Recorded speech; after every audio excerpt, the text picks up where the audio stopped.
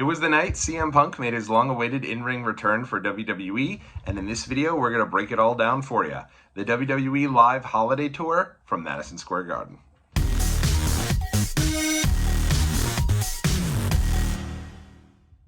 What is going on out there, world? It's your boy Tommy on the spot for Watchalong Wrestling. My lord, it's like our 5th video in the last 3 days. We're on an absolute heater here on the Watchalong Wrestling YouTube channel. I'm having a lot of fun, and hopefully all of you are also having fun watching along. As I said in the open in this video, I'm going to break down my trip to Madison Square Garden for the WWE Live Holiday Tour, my first WWE house show live since 2017, and I had a hell of a time. It was an all-around great experience. And I'm going to go ahead, I'm going to break down my thoughts on each and every one of the matches, things I saw from a live perspective, because I thought they told a really interesting story. And aside from that, I'm also going to talk to you a little bit about my experience, which is, of course, kind of what the deal is here, right? It's my experience. The video says my WWE at MSG live event experience, so hopefully you guys will enjoy hearing about that. So I had put out a video a couple days ago, the I'm going to video. You know how I roll here. I usually do an I'm going to video, usually do the vlog proper, and then the experience video thereafter. So I did put out a video talking about I'm going to this show and how it all came to be. My wife had surprised me with tickets. You could actually see in the vlog that just went up yesterday, the little clip from Christmas there where my wife kind of handed me a card, and I'm not even sitting down. I'm literally like excited to be reading the card here, but I had no idea there'd be a gift inside. So I was very, very pumped for that, and just kind of came out of nowhere. This was a show, again, that we'd really talked a lot about the second the card had came out. It wasn't only CM Punk for us, it was the idea of, Shinsuke Nakamura. We got married and came into the venue to Shinsuke Nakamura's theme, so he's kind of our guy. From there, I think it was the idea of Sami Zayn and Jey Uso teaming together, the chance to see Seth Rollins and Drew McIntyre have a world title match just about a couple of days before they do so on Monday Night Raw. So it was a lot of fun, and I'm really glad that my wife was able to get these tickets because it made for a really enjoyable night. And it's been an exhausting couple days. We do Christmas 3 different times. On Christmas Eve, we go to my sister-in-law's house. My wife is, in her culture, they celebrate really more so on Christmas Eve than Christmas Day, so it works well for that perspective for us, but at the same time, it is also a lot. So we were there till like 4 or 5 in the morning on Christmas Eve. We come home in the morning, and my family's here ready to pound down the doors about 10 a.m. So we did a little present ceremony there. Obviously, with 2 kids, Santa Claus is super generous, and so it takes a very long period of time to get through that ceremony, because I always say this: I'm not the type of guy that you distribute everybody's gifts and everyone sits there, banging them out, right? In 20 minutes, you're done. We take your time, hand it to one person. The person opens up the gift. Everybody watches them. Oh, great. What a wonderful scarf. And then the next person goes from there. And we do this probably about 3-4 hours. It is a lengthy process, but we absolutely love it. Typically, my wife also makes a breakfast, but this year, my mom just brought some stuff over from like Dunkin'.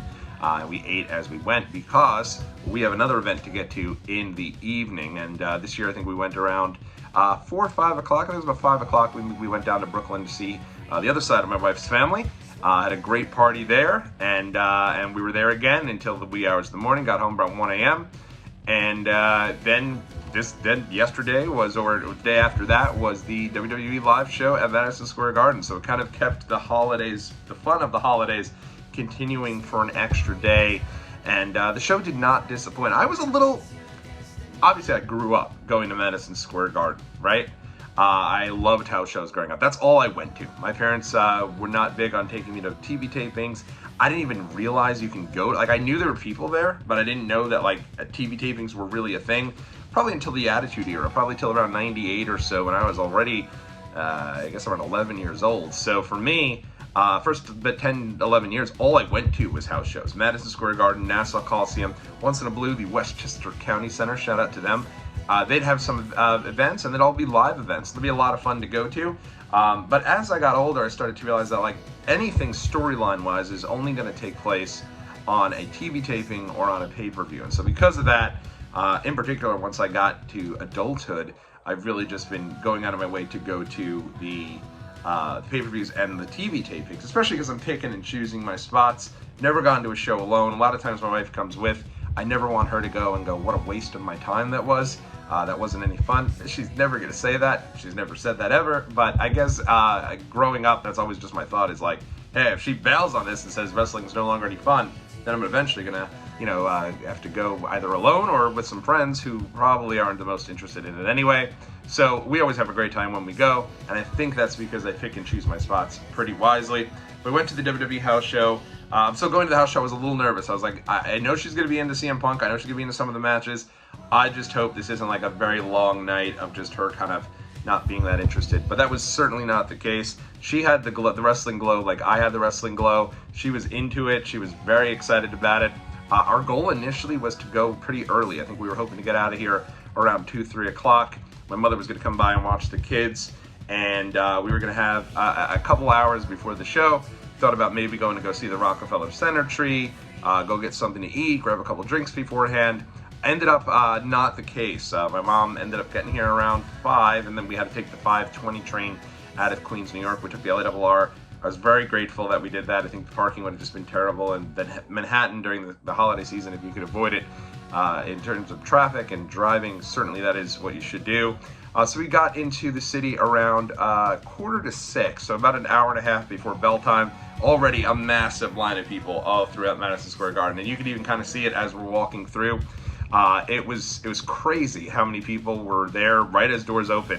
I'll always give people a lot of credit for this. I get the idea of wanting to get in. You want to get your merch, you want to get your food, you want to sit there, take it all in there before the show. I think we've been to so many shows that for us, we prefer to eat outside of the venue and then make our way in 15, 20 minutes before bell time. Maybe look over at the merch quickly, get a drink, and get to our seats. So for us, we were looking, and especially the years of going to Madison Square Garden, the fun has been hitting up the bars beforehand, going to typically my favorite place really of all time, Brother Jimmy's Barbecue. It was stationed perfectly from Madison Square Garden. You get in early, you'll be able to have your food, have your drinks in the restaurant, and then literally you look right out the window and see Madison Square Garden. It was perfect. I remember going there WrestleMania 35 and being situated right there, eating some food with some friends, them knowing, okay, everyone here is here for WrestleMania, so they started playing themes, and we're all sitting at our table. We all did the Burn It Down for Seth Rollins. This is right before New Japan. If you remember, New Japan had the show at Madison Square Garden. But unfortunately, in 2019, that closed down. And it was really a bummer because even if you weren't going to a show, if you're going to like a Knicks game, a Ranger game, you'd just be packed with everyone going to that show. So it was the ultimate hype center for that. And even if you weren't going, it'd be fun sometimes to go there before a game and kind of take in a lot of that. And then you could watch every single sport right there. I have no idea how this place did not stay in business. They were always packed. Always had a ton of people. Every time I'd go on a work meeting, you'd always go there. It was just, it was a great, great place, and it's a shame it's not there. Not only is it not there, there's actually not many places around Madison Square Garden. We were pretty disappointed to see, like, you had your usual pizza shops and, kind of crappy foods, but in terms of like your good looking pubs, we had to walk a couple blocks away. Eventually, we did find a place over there. The name escapes me currently, but it will come back to me. You can see it right there in the video. But we went in there, and I was very pleased to see that right next to us was a family. Dad with the NWO hat and the Stone Cold shirt, mom with the Hogan shirt, brother with the Warrior shirt. The girl had on, I think it was a Cody Rhodes shirt. So they were all excited for it. Over here, there was a bunch of other people in Punk shirts, people with replica belts. That's the vibe you want right before going to a show. All getting in vibe together, all jumping in on each other's conversations. You see Iron Claw. You go ahead. Are you going to AEW? Because remember, right here in New York, AEW's pay-per-view is just a couple of days away. I won't be attending, but people are going to both. And I think that's like the ultimate holiday week is to do that. So everyone was kind of jumping in conversations. It was a Mustang. I don't know why the name escapes me right now. It's gonna kill me. It'll come back to me. It was like Mustang Harry's or something like that. Good bar food. In Manhattan, typically if you're going to a place, you're gonna want to go for your like sandwiches or your appetizers, unless you want to spend a lot of money. The entrees there, like there's no reason you're going to a pub and dropping like $60 on like a burger. It's just unnecessary. I think their burger was like 40, but even so, it's just too much, and you got to be careful in Manhattan too, because Molly isn't even that great. But this, so we decided we were just going to get some appetizers. My wife got some wings. I got a pizza. I'm a huge fan of crappy pizza. If there's like anything that looks like Pizza Hut pizza, I'm like ready to chow down on it. And we got some truffle fries. The place was fine. I mean, They had, for some reason, got me pepperoni pizza, which was a total mistake. It wasn't even listed as an option on the menu, so it was just cheese pizza that I said. They gave me pepperoni, that's fine. Took off the pepperoni, did my thing. It was what it was.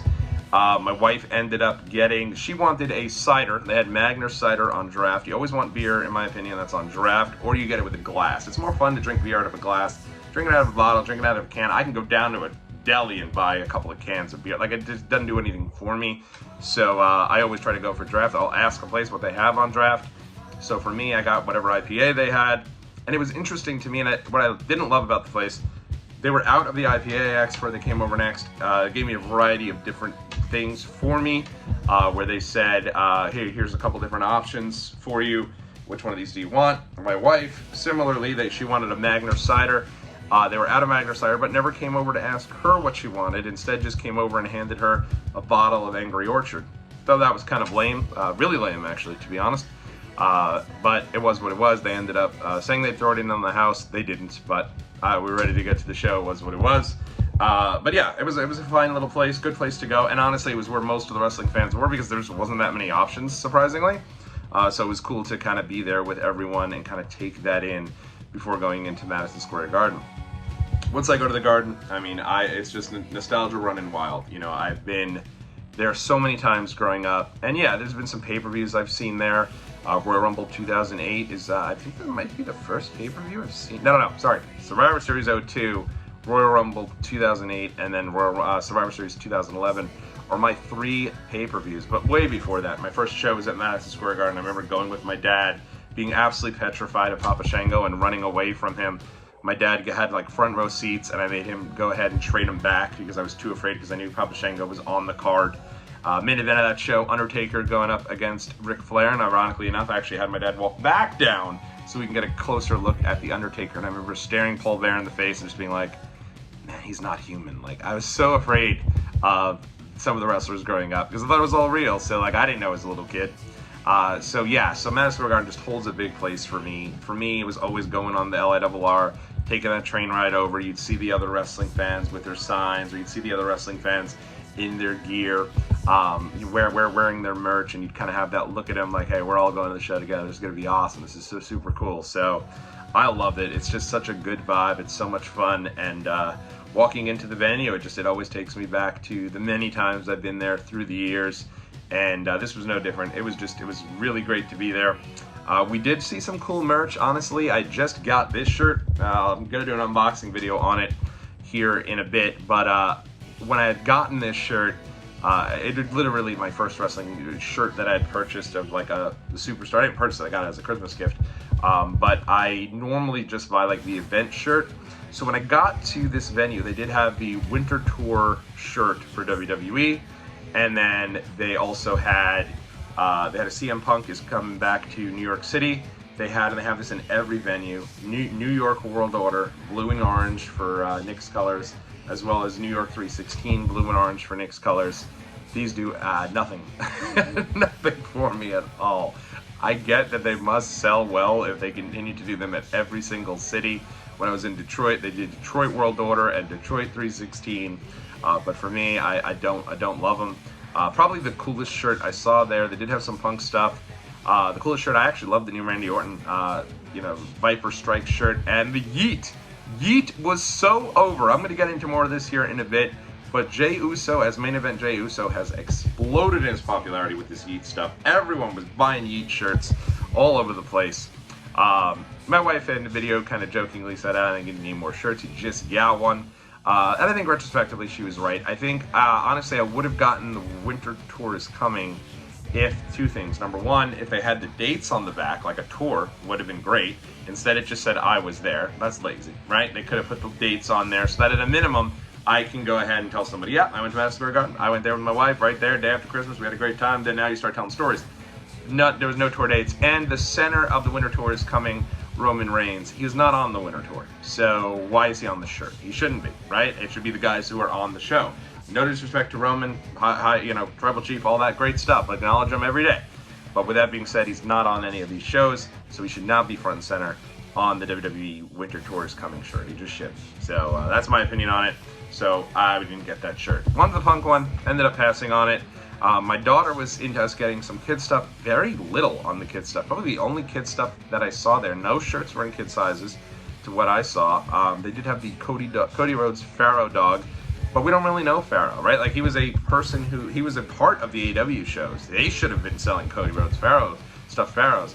But unless you know super inside, like, who Cody Rhodes is, you don't necessarily know who Pharaoh is. So didn't get that for my daughter. I don't think she would have really been so into that. So we didn't get any merch, unfortunately, at this show. But even so, you know, going through there, seeing the merch is always a lot of fun. The CM Punk stuff, they had tons of Punk stuff. They had this shirt. They had the Hell's Frozen Over shirt. They had the CM Punk's Coming to New York shirt. They had the CM Punk signed photos. They actually had those signed photos, the ones that John Cena used to do, where he'd sign like 500 before every show and then give them out, and they sell them for like 25, 30 bucks. They now have those for Cody Rhodes, Seth Rollins, and CM Punk, which made me think, like, wow, there's legitimately like 3 super top baby faces on this show. Just wild. Like, I don't recall WWE ever having a period like this in a very long time. When Cena was the guy, Cena was the guy. You'd have Punk kind of a little below him, but you knew Cena was the guy.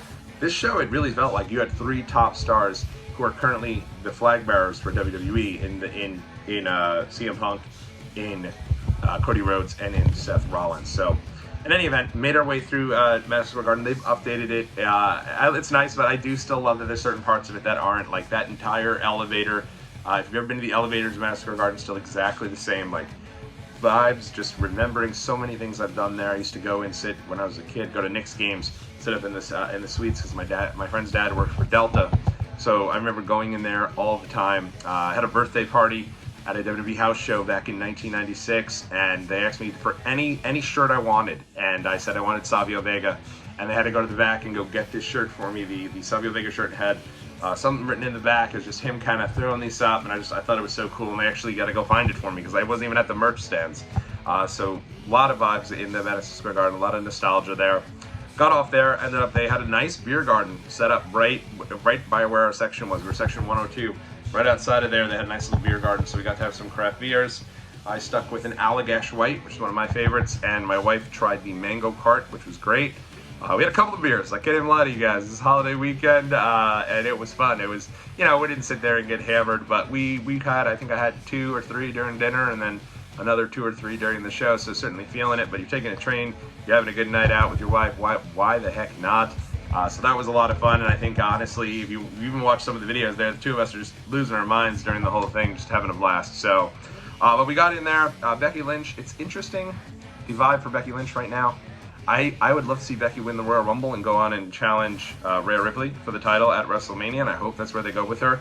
It feels like this last year or so, she's had incredible matches up and down the card with Trish Stratus, with Lyra Valkyrie down in NXT. I loved her NXT run, but it feels like she's almost in a bit of a holding pattern now, so I do hope they heat her up a bit.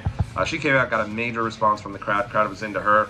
Took on Zoe Stark. I will say Zoe Stark, I think, is still kind of finding her space on the main roster, but she has a badass theme. She came out, my wife was like, what is this? We were just bobbing our heads. We were super into that theme song. Solid match. One thing about house shows that I do like, it seems like everyone's just having a blast, and it also, they give each match a little bit of time. Like, you're not getting the usual sped up matches that you're getting on TV, because they can let things breathe a little bit and give them, I guess, the talent reps, honestly, in the ring. Which I really enjoyed, and you know, thought it was a solid opener. Becky gets the win. One thing you also notice about house shows, the babyfaces almost always win, which just usually happens, and that was fine. You know, but I think seeing Becky was great. Crowd seemed into her. Next up, they had Ludwig Kaiser in a singles match taking on Kofi Kingston. This was a solid match. I do wonder with the New Day. I will say Kofi got an unbelievable response. Right, people were into Kofi. Hasn't felt like they've done much with the New Day. Really, I'd say since Big E won the title. I don't think since like end of 2021 through current day, they just haven't done much with New Day. I almost forget about them sometimes. So hopefully they'll find something more for them. They should definitely be like at least in the tag team championships going up against Judgment Day or something. Like, you do a little more with the New Day. I think all 3 of them are just great. So obviously I know Big E is injured, but certainly I think you could do more with Woods and with Kofi. But Kofi got a great response there. Tag championships, Chelsea Green and Piper Niven going up against Katana Chance and Kaden Carter. I was really excited about this particular match when I figured out what was going on. They said it was going to be for the tag championships, women's tag championships. I thought if we had any chance for a title change, it was going to be here. Not sure why they took the belts off Chelsea Green. I think she's great. No disrespect to Chance and Carter, but I just feel like what Chelsea's been doing, her ability to adapt from going to supposed to be in a team with Carmella, then moving over to Sonya Deville, then moving over to Piper Niven, and she doesn't miss a beat. Like, I just think she's been great. What a solid, probably the return of 2023, I'd say, in terms of her coming back at the Rumble and just making the best of whatever they've given her to continue to do that. So I thought that was really well done. And I thought maybe we're getting a title change here. Didn't happen. I was also really excited to see Chance and Carter's entrance live. Love the music, love the vibe they used to do in NXT. They seemed off. I don't know what it was. I'm sure it was just nerves being in Madison Square Garden for probably the first time, a sold-out crowd. Also, you're probably preparing to go in for like a house show. You're not necessarily expecting there to be so many people, not expecting there to, do the Raw, run the little Raw entrance that they typically do before Raw starts or anything to that extent. That whole, I promise you a great main event tonight, that whole deal. I think it was a much bigger production, certainly than I expected going in. They had the entire, they didn't have the huge Tron you normally would see on TV, but you did have a very nice little setup there for the holidays with Santa kind of going through. So maybe that all played a factor. I don't know what it was, but I've always been a fan of Katana Chance and Kaden Carter. So I hope moving forward they continue to do well, and that the next time I see them, it's at WrestleMania, and maybe they have a little more spunk, I guess, in their act. Next up, we had the Monster Omos. Now, all right, I will say this about Omos. When Omos was going up against Brock Lesnar at WrestleMania, I thought, what a waste, especially because Bobby Lashley was off the show. I thought, hey, give us one more Bobby Lashley versus Brock Lesnar. Let's end this feud, right? You remember at when they had their match prior to, their ending match, it ended with a low blow, so it was kind of inconclusive. I'd have gone back to that. I just didn't think that was the best use of Brock Lesnar. I think Omos certainly can do a little bit more in the ring. He's kind of a throwback in a way to the great Khali, right? Khali would come out, he'd look really menacing, can't do that much in the ring. So for me, I'm not a huge Homo sapien, I think is what they call the Omos fans. It's not necessarily my cup of tea. I'll say this though, he's getting better. And it's really good they put him on the house shows, because I'll tell you this much. He comes out and it's very similar to me the first time I saw, Andre the Giant, right? Or if I saw The Undertaker for the first time, you're just looking up as a kid like, man, that's the biggest sumbitch I've ever seen. And as Omos was coming down, we had some really nice seats. We were literally like section 1 or 2 directly across from the entrance. So I saw Omos come out and I was watching him when he came out. Everybody who comes out, even the people with the autographs, right? Who are trying to get their autographs because they got the VIP seats, kind of just holding things steady, right? Because they're looking like, man, I don't know, this guy, I don't want to mess with him. So I think it's good that he's doing stuff on the house shows. The deal with him, if you haven't heard, on the house shows, he comes out with MVP. They do an open challenge. This was for MVP's Rolex as well as his necklace. And who answered the challenge but R-Truth? And R-Truth came out. People over there, what's up? What's up? Everybody was so into R-Truth, and it's so funny because my wife, who was there next to me, was like, you see, this guy he has not had to change his act in 15 years and is still so over like he was the very first time, because he just has charisma coming out the ass. So that's someone her point was, that's someone you'd want Carter and Chance to work with there, since I think they were lacking a bit in that area. And obviously R-Truth is just, he could wake up and just be completely lovable and have so much charisma, and he came out to answer Omos' challenge. I really think when Omos came out, people were like, oh man, shit, But when R-Truth came out to answer, people were ready to go. R-Truth, funny as hell on the mic. Of course he gets beat by Omos, and quickly. They're keeping these Omos matches short. I don't know what the long-term plan is for Omos. I will say that even though I went into WrestleMania with very low expectations between him and Brock, when they came out there, and I was there live for it, and they came face to face, it was kind of like, oh my God, two big-ass dudes. Big meat slapping big meat, in the words of Big E. So who knows? Who knows what it is? He's very young, and I hope that certainly they find a role for him. They should use him more than they do. You almost forget he's there. When he showed up, I think we were like, oh wow, Omos, we'd almost forgotten about him. So anyway, that was the end of Omos. From this point forward, now that I will say, the solid, the 4 matches or so that happened at this point, solid, right? You got a couple of feel-good wins.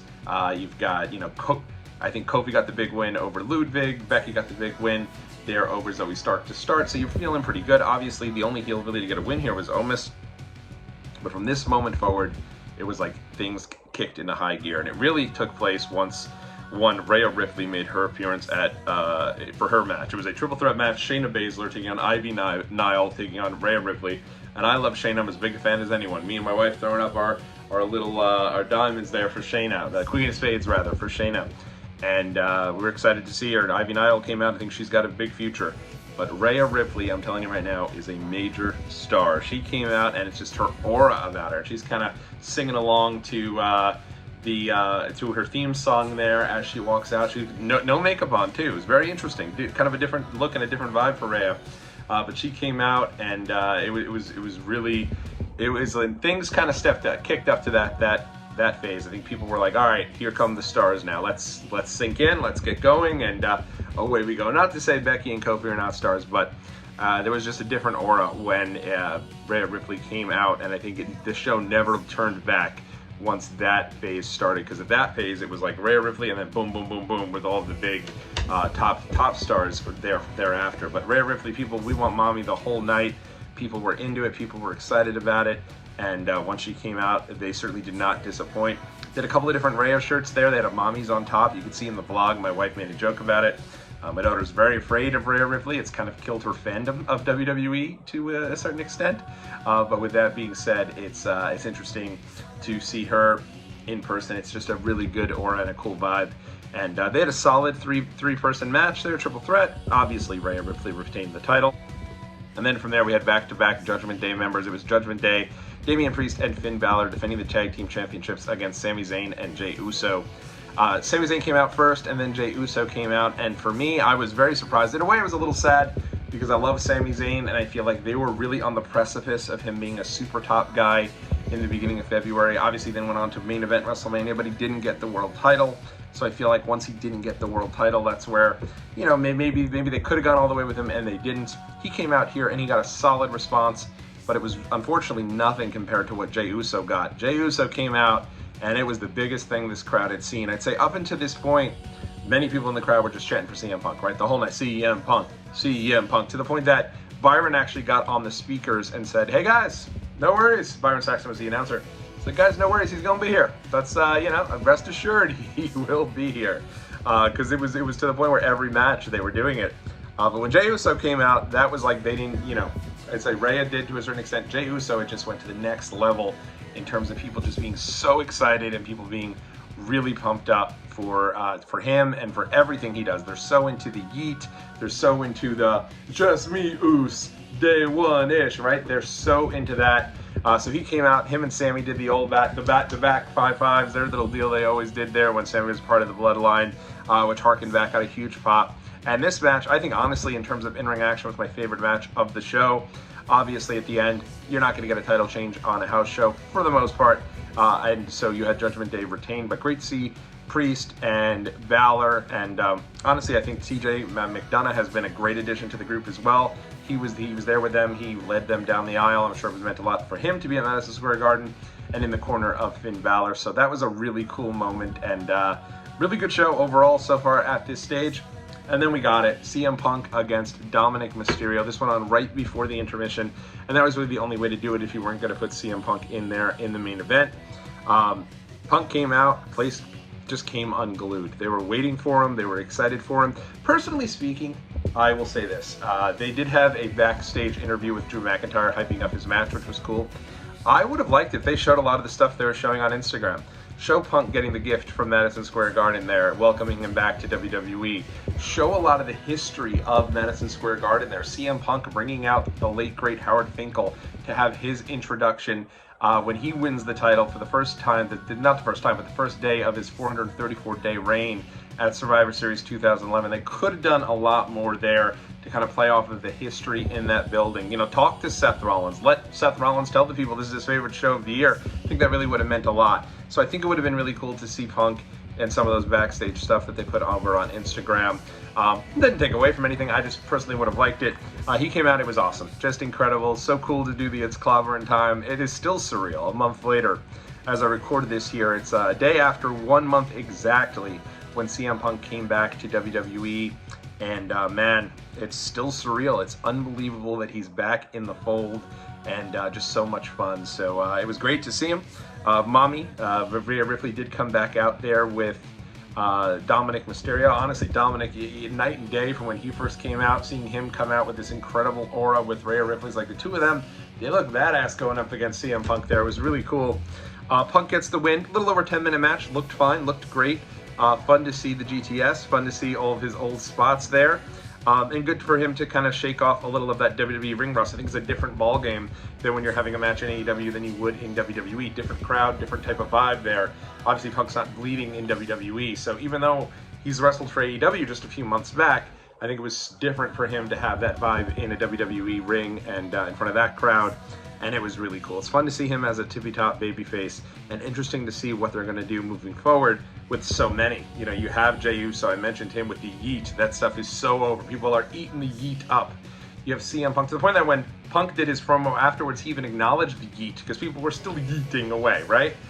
You obviously have Cody Rhodes, you have Seth Rollins. There is so many big baby faces. I don't recall a time like this where you've had legitimate top baby faces running up and down the card since probably the Attitude Era, where you'd have Mankind, you'd have Degeneration X, The Rock, you'd have Stone Cold, so many top babyface names. So interesting to see where this goes. It's a really fun thing to watch, though, for sure.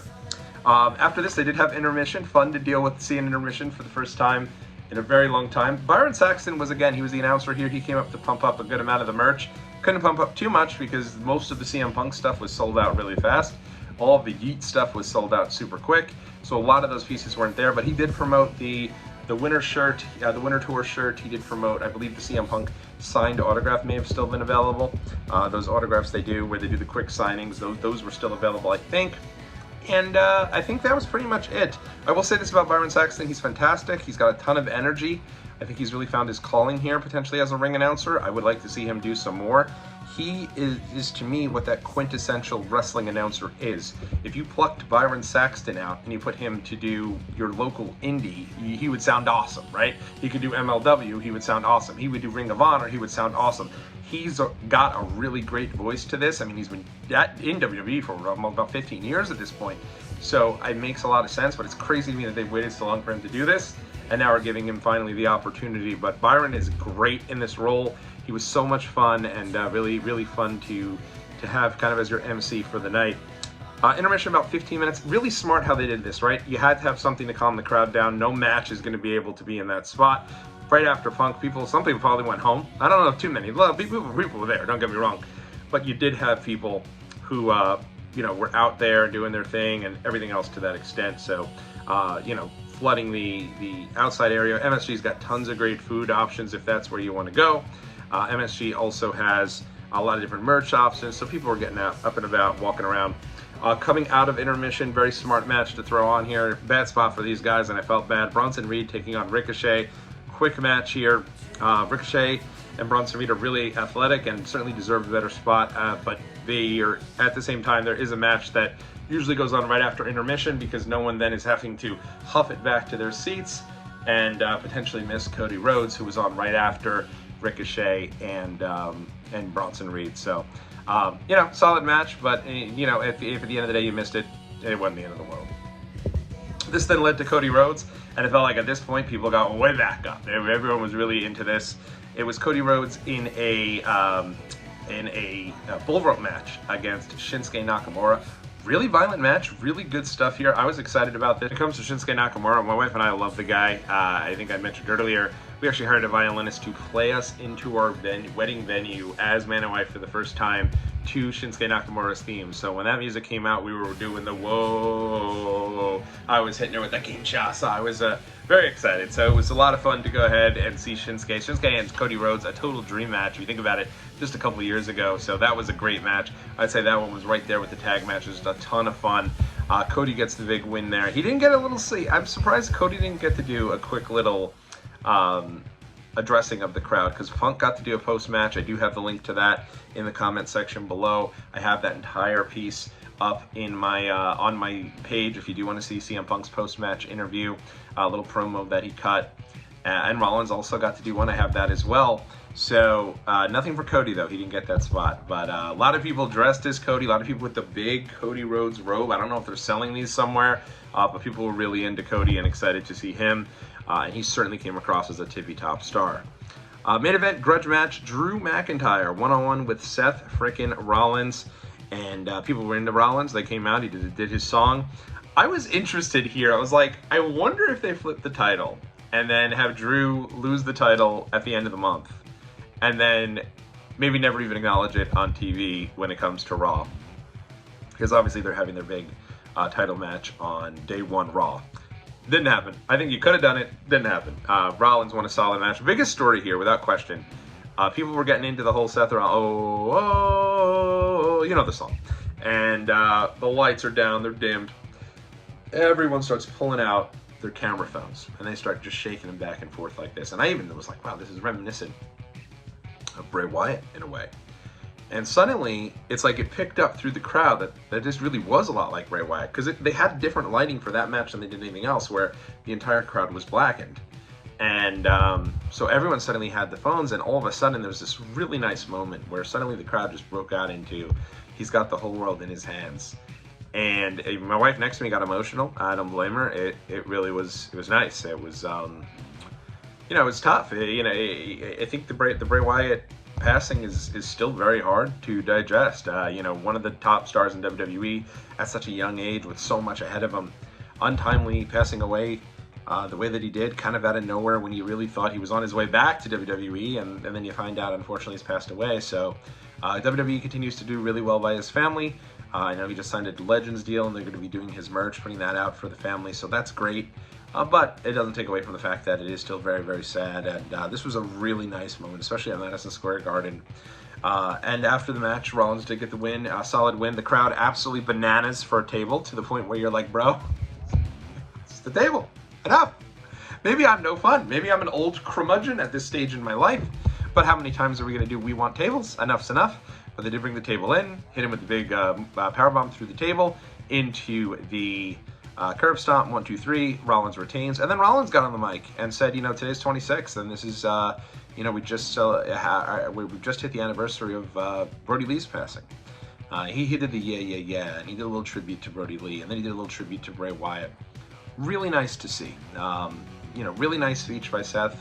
Seth, it comes across as really a locker room leader and really the face of WWE at these shows as well. So you have so many of them at this stage, and this was just a nice way to end the show. If you haven't had a chance yet, go into my page. You'll see the entire speech that Rollins made right then and there.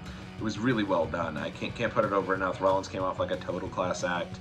Obviously, a lot of history with both members of the former Wyatt family when he was a member of the Shield, and later on would have a big feud with the Fiend when he was the champion there. So really nice show. That put a nice bow on it. We got out of there, I'd say around 10:20, and when you're at Madison Square Garden, you can just jump on right on the LARR back to Queens. We got on the 10:43 train, and people were talking about the show. You know, everyone's chit-chatting with each other, meeting people on the train. I met a lot of fun folks on the train. That was great. Good wrestling fans throughout. People have been to many shows, and it was great to kind of talk with all of them. And we were back home by 11:15. I mean, you couldn't have asked for an easier night. You couldn't have asked for a better commute, and a really fun situation there. So honestly, I love this show, and I started thinking about it. I was like, I knew they also had a show in Baltimore. So I was like, how did they possibly do this? Where you had all of these people, CM Punk, Cody Rhodes, Jey Uso, Sami Zayn, Seth Rollins, Becky Lynch, Rhea Ripley, all of these huge names on one show. What did they have left for Baltimore? Then I went and I looked at the card, and it's like, damn, they still had Randy Orton, AJ Styles, Kevin Owens. You still had a LA Knight was in the main event, Jimmy Uso, Solo Sikoa. You still had a ton of really big names. WWE is just so loaded right now. We are blessed. Bianca Belair, I think, was on that show. Blessed with such a cool, talented roster right now that we get on both shows. I mean, it's such a fun time to be a fan. And for me, I love this. I don't know how many more years we'll go back and make this a part of our Christmas tradition, but I certainly would not be opposed if we did. It was really nice. Great way to end kind of the year as a wrestling fan, and then also be able to go and experience WWE live. And, you know, brought back a lot of great memories, and it was a lot of fun to create new ones with my wife. And for us to be able to get out and go see a show, love our daughter dearly, but for us to be able to go like we had many a time when we first started dating, before we were even married, going to WWE shows. So this was great. It was a lot of fun, and I'll always remember it. It was a great memory for me. I hope all of you enjoyed the content I put up this week about the show. A lot more coming up this year. We're not done. Even though there's a couple of days left of the year, still got a lot of fun stuff ahead. My buddy Steve and I recorded our rankings of every WWE PLE for the entire year, so that's still to come. Also going to have my experience video from the vlog I just did on Extreme Rules 2022. That'll come out this week, and then so much more fun as we enter the new year. It's a whole new wave right here on Watchalong Wrestling. No better time than now to join, and it's been great to see so many new faces. A lot of people got a lot out of our content that we posted at this MSG show, and glad to talk about it with all of y'all. So in any event, that was my experience at the WWE Live Holiday Tour at Madison Square Garden. Let me know if you were at the show, what you thought of things, and we'll talk again real soon right here on Watchalong Wrestling. Till next time, everyone, catch you on.